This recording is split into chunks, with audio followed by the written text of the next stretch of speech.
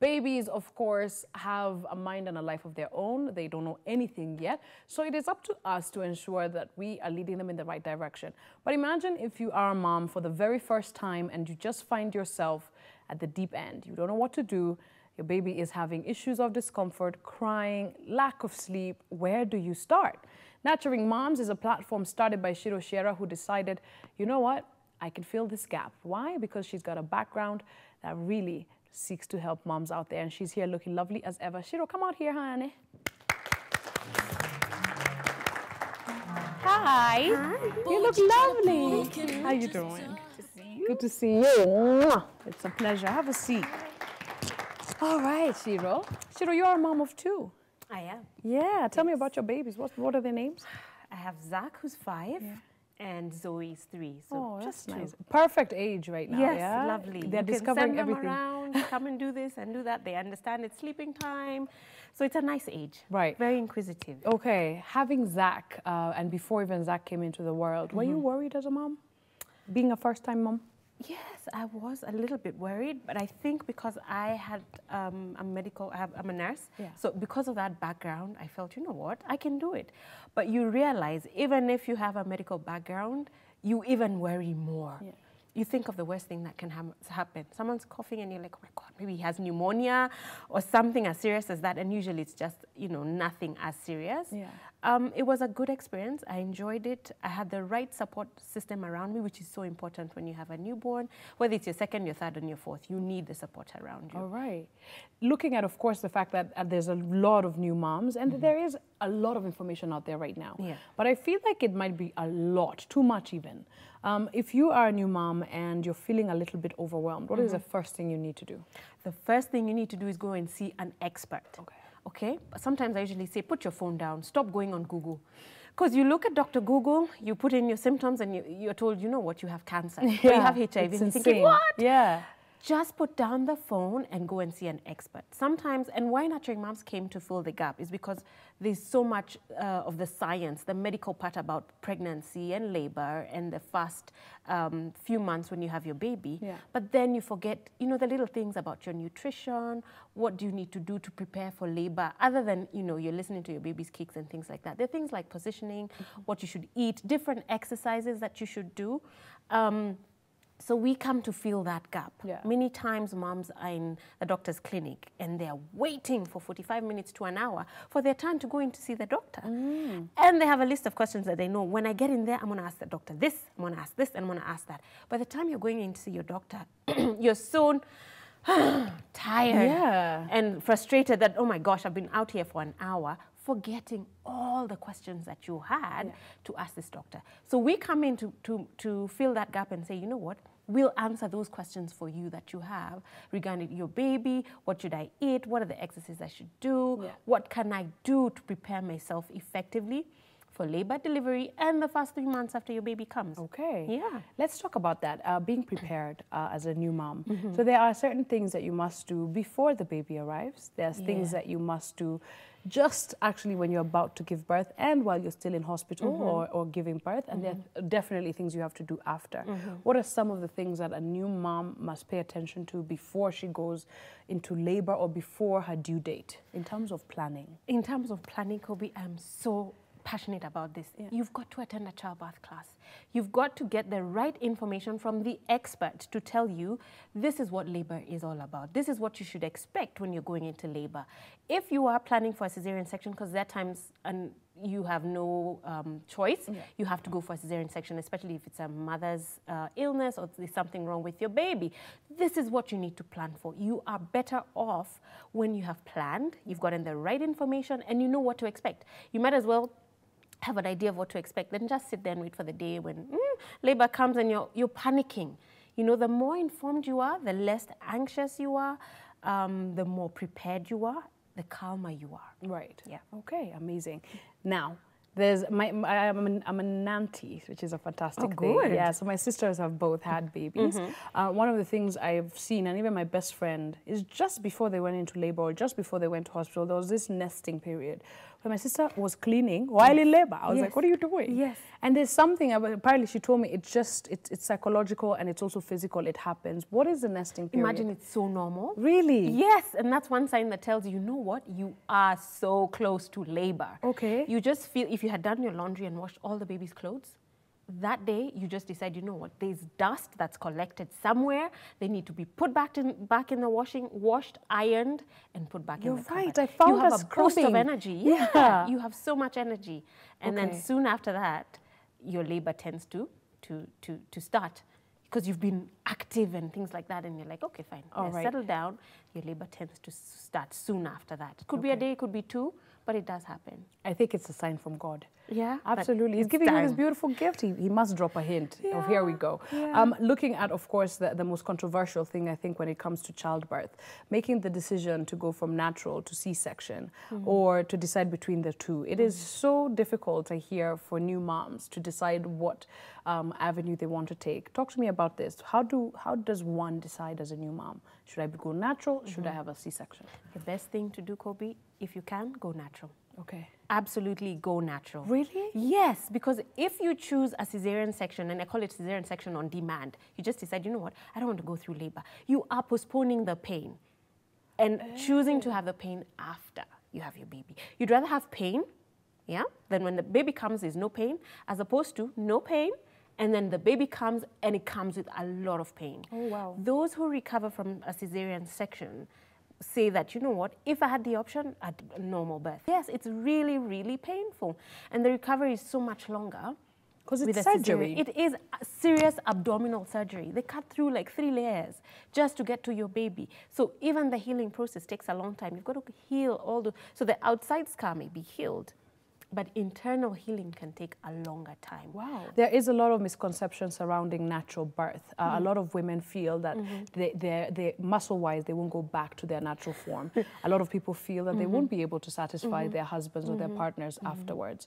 A lot of women feel that actually this plays a part of postpartum depression. Yeah. Talk to me about this. Is it a misconception? Let me tell you something. Of course, you're encouraged to do Kegel exercises to strengthen the muscle, to strengthen the pelvic floor muscle, but you should be able to go back to your normal self very quickly. Absolutely. Oh, yes. So that's a misconception then. Yeah, because you could decide, I'm gonna do a cesarean section because I don't want to expand down there. I don't want my sexual life to change because of that. But no, it's not the case. No, it's not. All right. Yeah. Looking at, of course, the fact that a lot of people decide to take a C-section because the doctor has recommended it.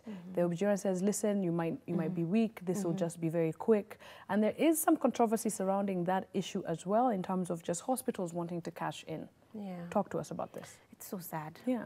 Sometimes you should listen to your doctor, especially if there is an issue and they feel you would be best and it would be most, the safest mode of delivery for you and for your baby to go for cesarean section. Then there are times where the doctor, and I'm sorry to say this, may be like, you know what, I'm traveling in the next 3 days and this mom is due in the next 2 days. I might as well schedule in a cesarean section for her because I want to have finished this before I go for my holiday. As a matter of convenience. As a matter of convenience. And you'll find in December, the number or the rates of a cesarean section are a lot higher than any other month because it's a holiday time. That's crazy. It is. And if it's not a cesarean section, then they induce the mom early. Induction is when they try to jumpstart labor before time because they're thinking, you know what, let's just get this done with. Oh my gosh. So it does happen. I'd say get a second opinion. Get a second opinion. Get a second opinion. If you are not comfortable with what the doctor has advised, it's always good and it's advisable. Get a second opinion. Okay. Yeah. Speaking, of course, about that part in terms of induced labor, there's one of my friends gave birth and she showed up. She was told by her doctor, we'll give you a epidural. And you can tell us what epidural is in a second. And then when she showed up, the doctor told her it's too late. She lost her mind because she was relying on that because she decided to go natural. First, Shiro, what is an epidural? Okay, so epidural is an anesthetic that will numb you from your waist all the way down to your toes, okay? It is the most effective painkiller for labor, all right? Because it numbs you completely. You don't feel any pain. The most you feel is pressure. But other than that, it works perfectly for you. But sometimes if you've advanced really far, let's say she came into hospital, do you remember how many centimeters? She was way too dilated, and the doctor said it's too late. Yeah, you might as well. You know why? Because it blocks off the feeling of the pain and the pressure. And what they want you to feel is that urge to really bear down. And push. And push. So if they numb you when it's too late, then you won't really have a successful delivery. It could take longer than it should be. Okay. Yeah. Oh my gosh, this is so amazing. Thank you for this information. Give her a hand, everybody. Okay. Thank you. Nurturing Moms is, of course, a Shiro's. What should I call it? Is it a platform? No, it's not a platform. There is a platform. It is a platform. Yes. It is a platform. What we're going to do is connect you, of course, to Nurturing Moms. And when we come back, she takes us through what it means now when the baby is finally here. They're happy, they're healthy, mommy is out of the hospital, but there are all those things that you're anxious about taking the baby home. We'll be right back with Shiro after this. Don't go anywhere.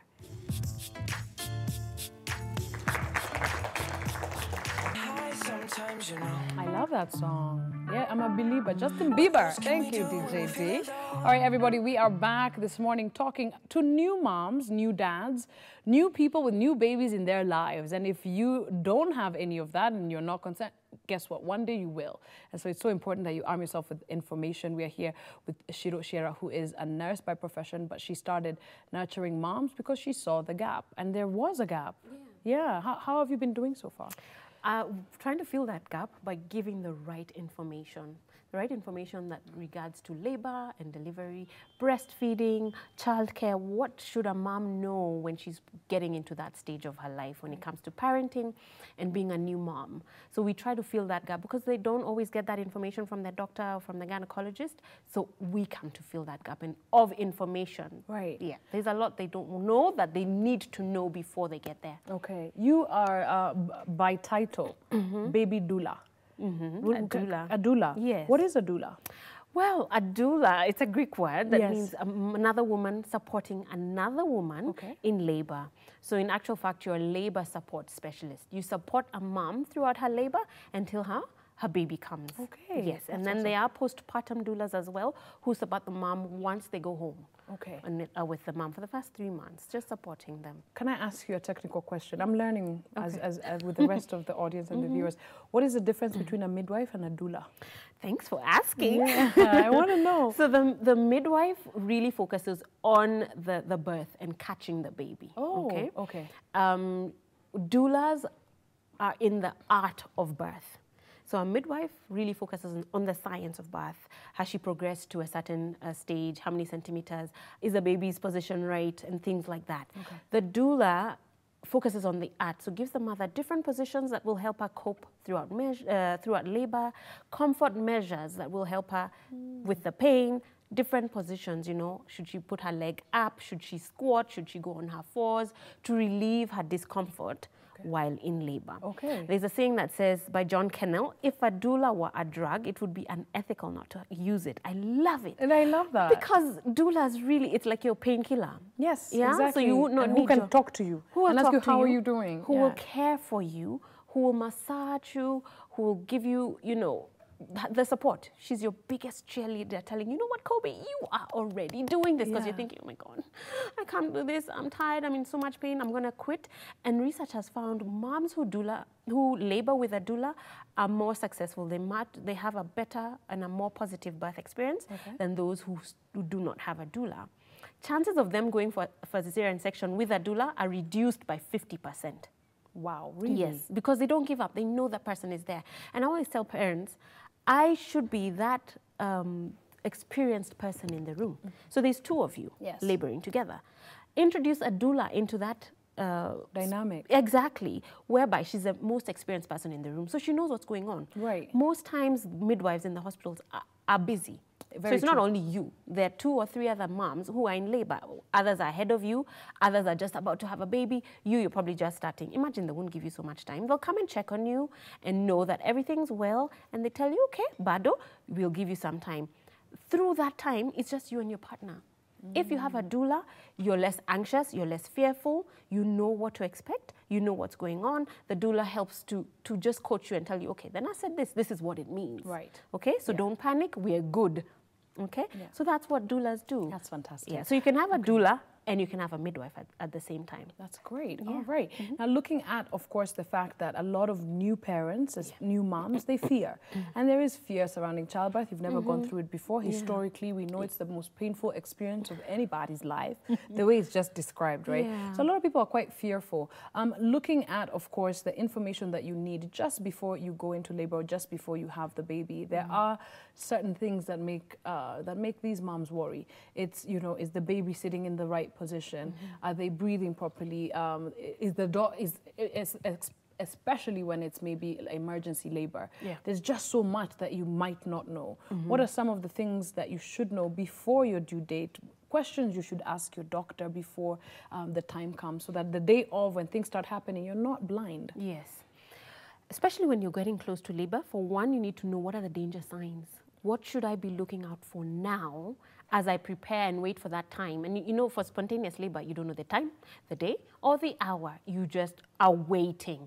So you need to know, what should I be doing now as I'm waiting? Because you're in just waiting period and people are asking, oh, Bado, not yet. And you're thinking, yeah, I'm still waiting.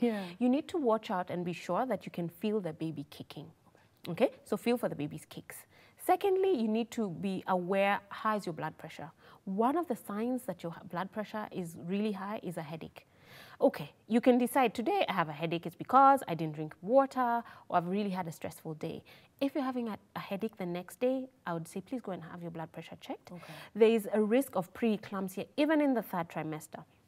And preeclampsia is just a elevated blood pressure. You wake up puffy, your wrists are puffy, your legs are puffy, your face is puffy. And your feet, Kwanzaa. Everything. Everything is puffy.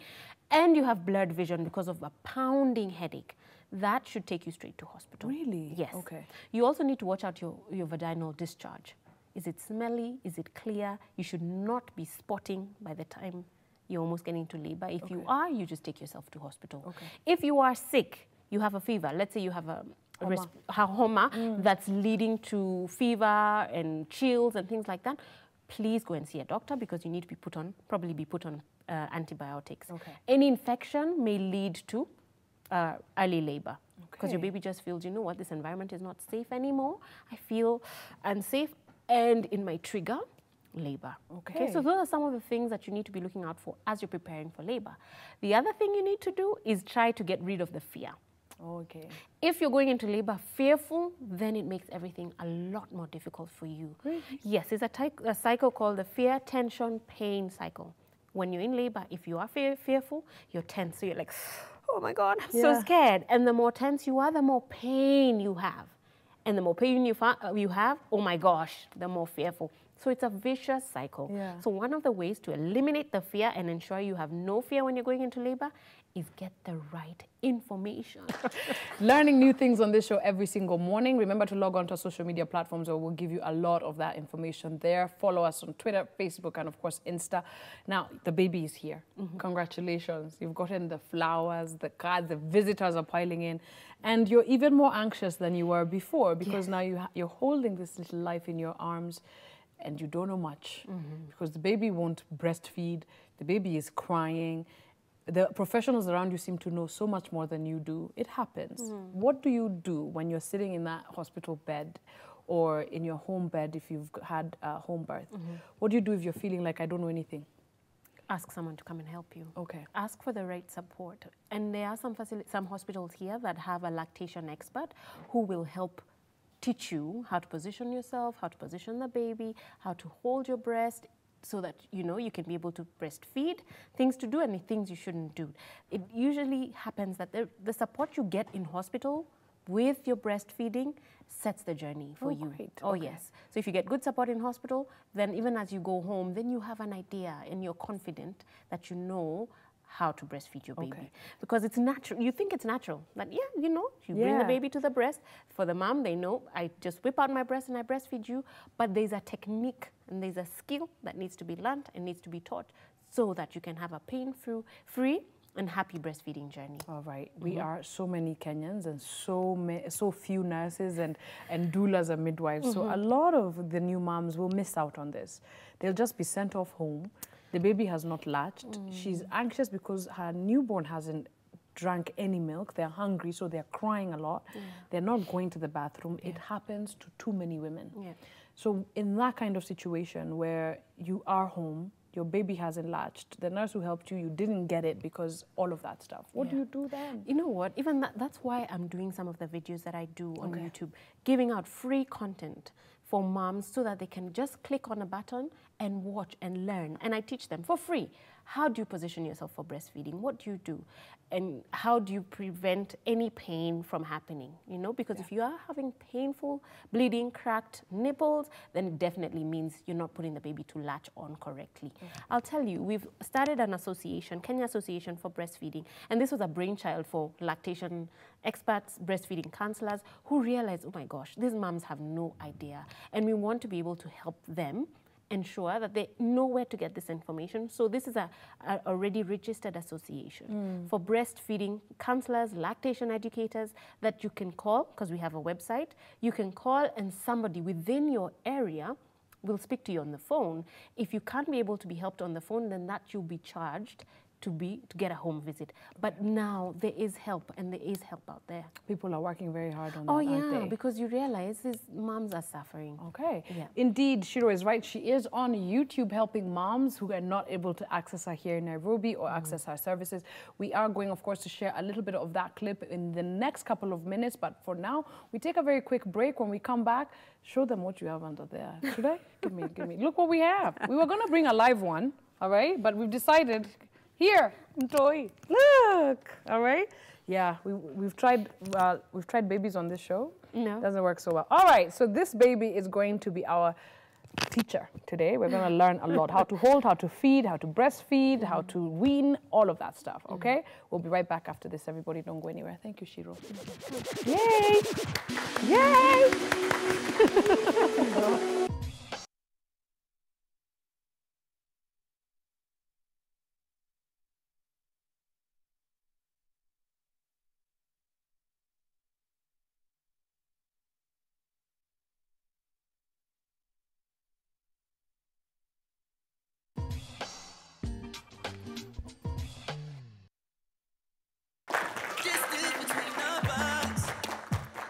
Yeah, there she is.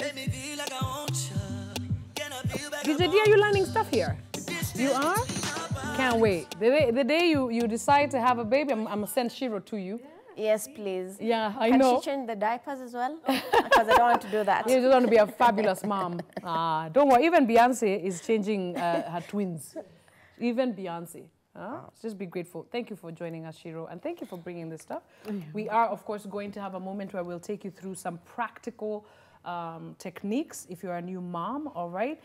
Nurturing moms, a lot of people must be wondering, how do I connect? How do I get in touch? How much is it? Take us through a little bit about the package that you offer. There are various packages. So there's a breastfeeding package where you get home visits, or you can come to a clinic, a breastfeeding clinic, and we will walk the journey with you, whatever challenge you may be having. And then there's the childbirth preparation classes. You have an option of having groups. I love groups because you get to learn so much about, you know, when someone asks a question, you learn, you're like, oh, by the way, I should have asked that. Yeah. So there's a group classes, and then there's also private classes. So you have some couples who are not able to come because the classes are on Saturdays. Then we do weekly classes for the private sessions. Okay. And then there's a labor support. Right. So all that information you will get from my YouTube channel and on Facebook. Okay. Nurturing Moms, MOMS. MOMS. Nurturing MOMS Moms. Okay, fantastic. Yes. We're going to do you one favor. We're going to connect you guys to Nurturing Moms on our social media platforms. Please log on and join and start the discussion for sure. Now, one of the things that I like is that, yes, you show visuals and you go practically, and that's what the YouTube channel is about. Yes. All right, we have a little video that you shared with us. What are we about to watch? We're about to watch me talking about the 4th trimester, which is the first 12 weeks of a mom and her baby having been born, and how she's just become a mom. How does she survive the 4th trimester? I didn't even know there was a 4th trimester. Yeah. You know, the third, after the third, you get into a 4th, which is the first 3 months of the baby's life. Oh, yeah, there you go. I will subscribe. Please do. That's the whole point. Subscribe while you're yes. there, everybody. Subscribe while you're there. You must be wondering why I'm holding this baby here. It's because she's brought us a few things which we're going to go through in just a few minutes. But we have, imagine, a gentleman who has a question amongst a few ladies. Good morning. How are you? I'm fine, thank you. Excellent. Do you have a question for Shiro? Yeah, my question is, how long should a baby breastfeed? Oh, good question. How long should a baby breastfeed? That's a tricky question because some are really fast feeders, others are slow feeders. What we normally say, don't watch the clock, but they should not pass an hour. If they're breastfeeding for an hour, they're probably just on the breast, but not actually feeding.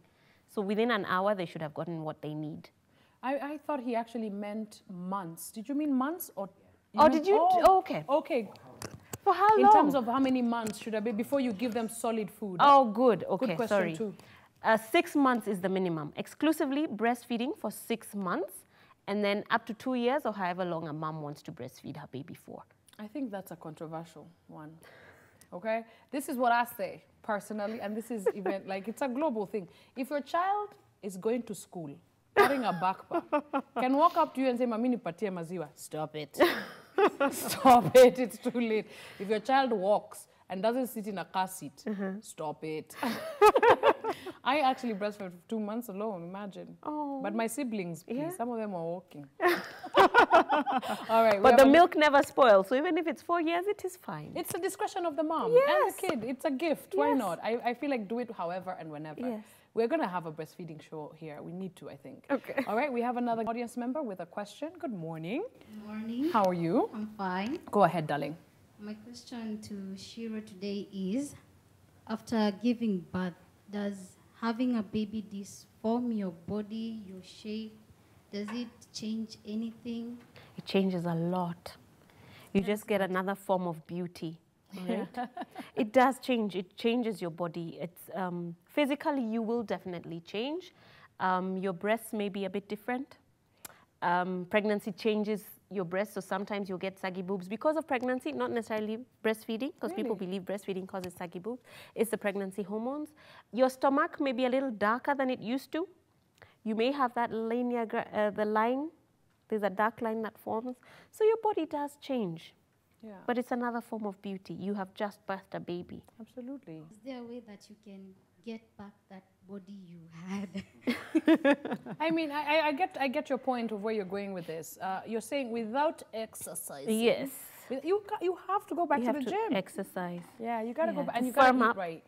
Yeah, and you know what? I think diet is a whole other show, but very quickly, a lot of women, especially first-time moms, they will just eat whatever because they're like, nimtoya nasikia njaa. And then their body blows up and then they end up having insecurity issues and not being able to get back their body. Yeah. Diet is a big deal. It is. Yeah. But don't think about it until at least your baby's 6 months old. Okay. Yeah, because Don't after, stress. Don't stress. You heal, let the baby grow, settle into your new motherhood role, and then after 6 months, then start really worrying. But if you are exercising even while you are pregnant, it could take, what, 2 months and you can go back to the gym? Have It you guys also seen depends. Serena? Serena Williams just had a baby. Beyonce just had twins. Have you seen how they've bounced back? Yeah.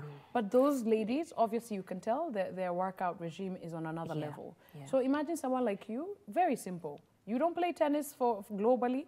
You just do your little exercises, your body will bounce back. Really it will. Really it will. All right, we have another question at the back there. Good morning. Okay, hi. Hi. Okay, I was asking, what are the high risk of a baby sleeping with the stomach after breastfeeding? Also, when the baby breastfeeds, there is that fluid that he or she removes. Yeah. What are the some kids tend to cry when removing it. What are the reasons? Okay. Okay. So I those didn't are hear your first two one, but questions. I'm sure you did. About putting your baby on your tummy, what's the risk? Oh, okay. Yes. Like this, like Yes. there. To sleep on their tummy, it's not allowed anymore. And Really? yes, we were brought up probably sleeping on our tummies, isn't it? Yeah. But not anymore because of SIDS, the sudden infant death syndrome. They found there's a really high risk of if you put your baby to sleep on their tummy, then there's a high risk of SIDS. And SIDS is just you put your baby to bed, they were fine, and when you go to check on them, they've passed on. Yeah. They're quiet and they've passed on. So one of the risk factors is putting your baby tummy down. How are you supposed to lay You your should put your baby on their back to sleep. on their back? Back. On their back. On I their think back. without further ado, let's walk. Okay. So we can be practical, All right. all right? Come up here, honey, so you can learn. Yes, the lady who asked the last question, let's learn together. Put tuna your microphone. So you go, all right? Come we go. All right, introducing baby Msangu and baby Kenyan. It's beautiful. Thank you for joining us on this show. You brought us a few things. Yes. Okay. So I was saying, don't put your baby to sleep like this, okay? We must always put our babies to sleep on their back. Baby, sleep on their back, okay? Because of the risk of sudden infant death syndrome. They also say don't have many things in the cot. Okay, so no teddy bears, no little blankets that are loose. If you are putting a blanket, ensure that it's tucked into the mattress to ensure that the baby doesn't kick the blankets and cover themselves. Tight, isn't it? Tight, Yeah. a nice tight snag. Okay. What are you going to take us through today? So I want to teach you really quickly how to breastfeed and how to position yourself to breastfeed with your baby. So some of the things we need to learn is the cues that baby's telling you, Mommy, I'm hungry. So sometimes they smack their lips. They put their tongues and thrust their tongues in their mouth. They turn their heads looking for the breast, and there's nobody there. They're just turning their head. So one of the times you get your baby, and this is how they're already facing you, isn't it? Yeah. So you take your breast, and you latch the baby on the breast. But this is not the right position because the baby needs to be tummy to tummy. Okay, fantastic. So baby needs to be tummy to my tummy. So you see, look at that. Oh, got it. So you need to turn the baby completely to touch your tummy. Okay. So mommy's tummy and baby's tummy are facing each other. Got it. Another thing we do is we breastfeed holding our breast that way. Okay? Yeah. And moms who are moms to be, they already know this is how I'm going to hold my breast because that's what you see other moms doing. Okay. But we encourage moms to have 4 fingers under and the thumb on top. Why? You want the baby to have a lot of the areola in their mouth, which is this dark area. Okay. So to do that, if you put your fingers there, then they're not able to take all of it into their mouth.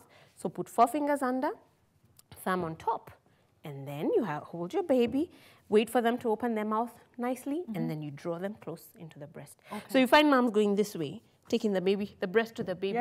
Bring the baby up to the breast. Okay. Okay, and latch the baby on. Got it. If you're having painful, cracked, bleeding nipples, because it happens, it means you're not latching the baby correctly on the breast. Really? Oh, yes.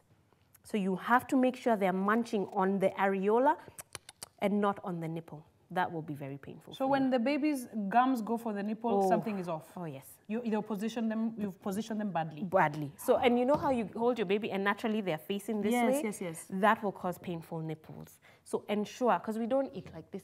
No, we don't. All eat on a straight line. So ensure the baby is also aligned correctly. And that's why the stomach to stomach. Exactly. Which makes perfect sense now. Yes. Wonderful. All right. You brought an inside picture of a breast and what it looks like. Do you want to show us that real quick? This. Yes. Right here. Okay. So 3 things are needed for your baby to breastfeed. You need your baby, the breast, and your brain. Breastfeeding starts from the mind. Interesting. Okay. So you have the nipple, which is showing here. The indentation here is the dark area that I've called the areola. And then the flower-looking like things are the mammary glands. And then you have branches that are the milk ducts. So the milk will come out from the mammary glands, flow through the branches, and to the nipple. So for the baby to get milk, they need to latch on the areola. Oh, okay. So they suck, not on the nipple, on the areola. It excites a hormone under there. The hormone sends a message to the brain and says, hey, there's a baby on the breast. The brain sends oxytocin. You don't have to remember this.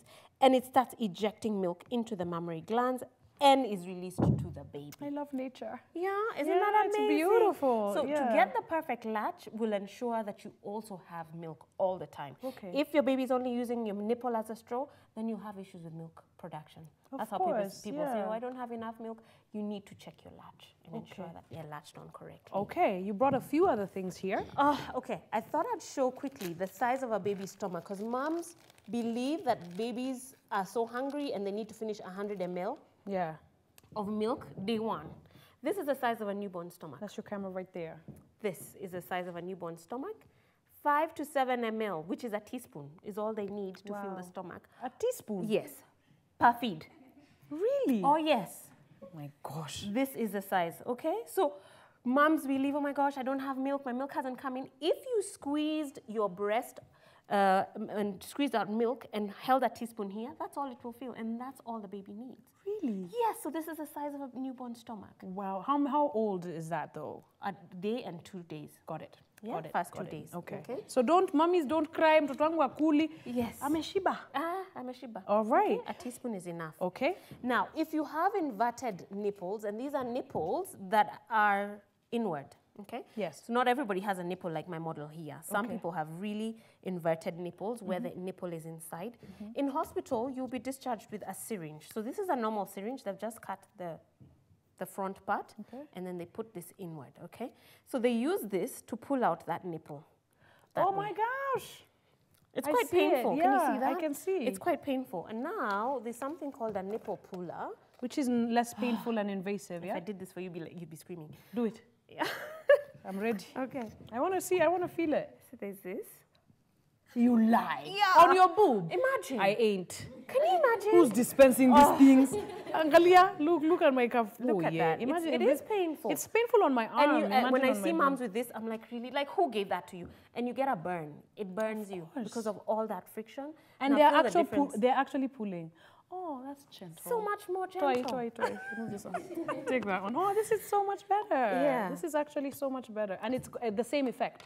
Same effect. Okay. Same effect. Where do you get these? These are available. I'll tell you where to get them. Just look for me and I'll let you know. There are some in supermarkets that we are Shara Street. You should be able to get one. They're called latch assists. Okay. So if anyone has flat nipples or inverted nipples, then they shouldn't feel like they're not going to be able to breastfeed ever. Yeah. It is possible. You just need to get the right thing. Shiro, I would be remiss if I didn't ask this, and I think all of us have a problem with this. Weaning the baby. You're not a mommy. My sister gives me the baby all the time, and I'm just like, okay. Oh, burping. Burping, not weaning, question burping. about Burping, how do you do it? How do you actually do it? Yes. So how do you burp? Men always tend to get the burp out somehow. Yeah. I don't know, because they don't have breasts or things. And you they're just more calm. You put the baby above your head. So that here, way. so the baby's Yeah, mouth so should not be down on the back here. of your shoulder. Here. Up Okay, here. okay. Okay. So I guess your shoulder kind of compresses their diaphragm and they're able to get the gas out. Let me ask you, the pat on the back, do you rub circles? Do you pat like that? You What don't do you even do? no circles. Circles. Yeah. If you feel you have to pat, because there are people who really like when they pat, just gentle, not. Let's not hurt the baby. Yeah. Okay. Okay. Very Very gently. gentle. Very gentle. You're so awesome. Have you learned stuff, honey? Yes. You're Yeah. feeling good? She come asked a check. question about the fluid that comes out. If it's a teaspoon or 2 of milk, it's nothing to worry about. Okay? Post setting. If it's burning the baby, then they probably have reflux. All right? Yeah.